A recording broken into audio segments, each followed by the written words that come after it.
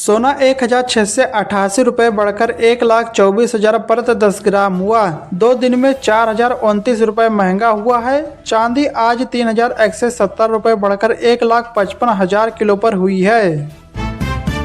उत्तर प्रदेश में सामूहिक विवाह योजना का लाभ लेने के लिए आधार कार्ड अपडेट कराना अनिवार्य कर दिया गया है। शासन ने योजना के पारदर्शिता लाने और सही लाभार्थियों तक लाभ पहुंचाने के लिए यह कदम उठाया गया है। बायोमेट्रिक प्रमाणीकरण के माध्यम से आधार अपडेट किया जाएगा, जिससे धोखाधड़ी रोकने में मदद मिलेगी।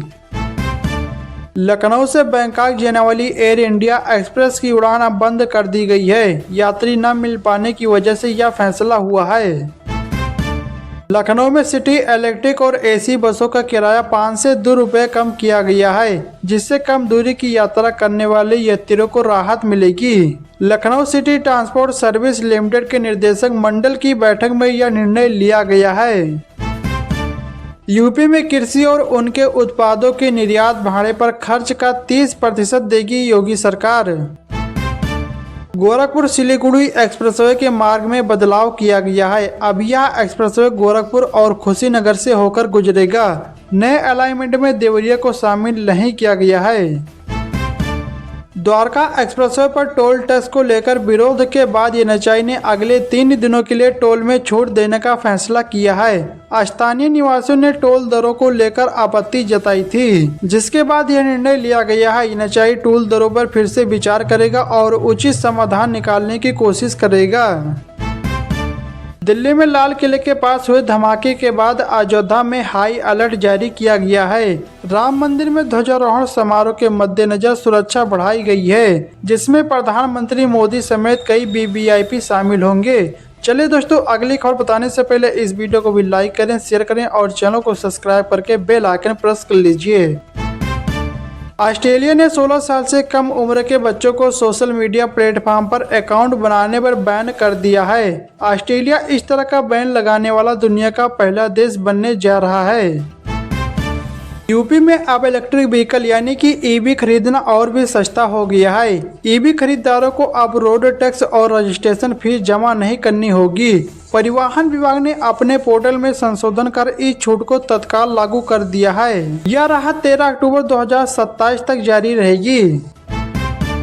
OnePlus 15 भारत में 13 नवंबर को लॉन्च हो रहा है, जिसमें स्नैपड्रैगन 8 Gen 5 चिप है। 7300 mAh की बैटरी और 120 वाट चार्जिंग है। इसकी शुरुआती कीमत लगभग 70,000 रुपये हो सकती है। थाईलैंड ने शराब पीने के नियमों में बदलाव किया है, जिसके तहत दोपहर 2 बजे से शाम 5 बजे तक शराब पीने पर प्रतिबंध लगा दिया गया है। नियम तोड़ने वालों पर भारी जुर्माना लगाया जाएगा। Unique identification authority of India यानी कि UIDAI ने आधार कार्ड का नया मोबाइल ऐप लॉन्च कर दिया है। इसके जरिए अब आप एक ही फोन में 5 आधार प्रोफाइल इंस्टॉल कर सकेंगे। इसमें आधार की सिर्फ वही जानकारी शेयर करने का ऑप्शन है जो जरूरी हो। उत्तर प्रदेश सरकार के विजन डॉक्यूमेंट के मुताबिक वर्ष 2047 तक 7 शहरों में करीब 8 से 50 किलोमीटर मेट्रो नेटवर्क विकसित किया जाना है। इसमें लखनऊ, कानपुर व आगरा में ही 3 से 50 किलोमीटर से अधिक नेटवर्क का विस्तार होना है। लखनऊ में हथरजगंज से शहीद पथ तक 23 मीटर लंबा 4 लेन फ्लाईओवर बनेगा। 3 से 15 करोड़ रुपए की लागत से बनने वाला यह फ्लाईओवर G20 रोड तक जाएगा, जिससे एयरपोर्ट और अयोध्या रोड की कनेक्टिविटी सुधरेगी। 2 साल में तैयार होने का लक्ष्य है।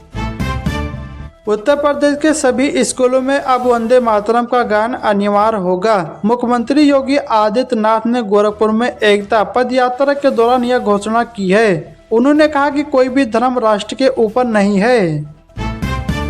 अमृत भारत ट्रेनों में अब यात्री टिकट के साथ ही ऑनलाइन खाना बुक कर सकेंगे। रेलवे बोर्ड ने स्लीपर श्रेणी में यह सुविधा शुरू की है, जिससे यात्रियों को किफायती और गुणवत्तापूर्ण भोजन मिलेगा। वंदे भारत की तुलना में यह भोजन सस्ता होगा। प्रयागराज के फाफा मऊ में एक नकली सामान बनाने वाली फैक्ट्री का पुलिस ने भांडाफोड़ किया है। यहां ब्रांडेड कंपनियों के नाम पर नकली घी, नूडल्स और अन्य उत्पादन बनाए जा रहे थे। पुलिस ने छापेमारी में 30 लाख रुपए का नकली सामान बरामद किया है। यह नकली सामान लखनऊ, कानपुर और प्रयागराज जैसे शहरों में सप्लाई किया जाता था। केंद्र सरकार ने स्वच्छता अभियान के माध्यम से विभिन्न मंत्रालय और विभागों से कबाड़ बेचकर लगभग 8 से करोड़ रुपए कमाए। दिल्ली समेत देश के 18 शहरों में वाटर मेट्रो चलाने की योजना बनाई जा रही है। इस परियोजना के अंतर्गत वाराणसी, अयोध्या और प्रयागराज जैसे शहरों में भी जल्दी वाटर मेट्रो की तैयारी शुरू हो जाएगी। इसका उद्देश्य शहरों में परिवहन को सुगम बनाना और पर्यटन को बढ़ावा देना है।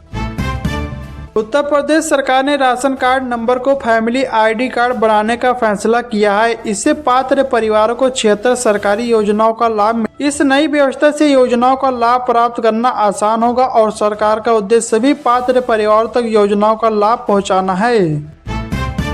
यूपी पंचायत चुनाव से पहले योगी सरकार ग्राम पंचायतों को बड़ा अधिकार देने जा रही है। ग्राम पंचायतों को भी आधार बनाने का अधिकार मिलेगा। इसकी तैयारियां शुरू हो गई है। 1000 पंचायत कर्मियों के पहले बैच का प्रशिक्षण शुरू हो गया है।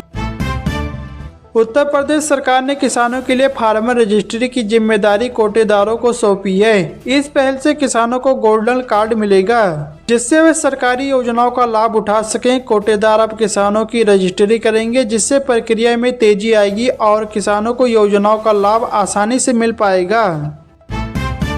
सीएम योगी आदित्यनाथ पहले चरण में सिंगापुर और जापान की यात्रा पर जाएंगे। वहां रोड शो करेंगे। मुख्यमंत्री विदेशी कंपनियों के प्रतिनिधियों के साथ बैठक कर उन्हें उत्तर प्रदेश में आने का न्योता देंगे। Realme GT 8 Pro भारत में 20 नवंबर को लॉन्च होगा। स्मार्टफोन में 200 मेगापिक्सल टेलीफोटो कैमरा और 7000 mAh की बैटरी मिलेगी। इसकी शुरुआती कीमत है 35,000 रुपये।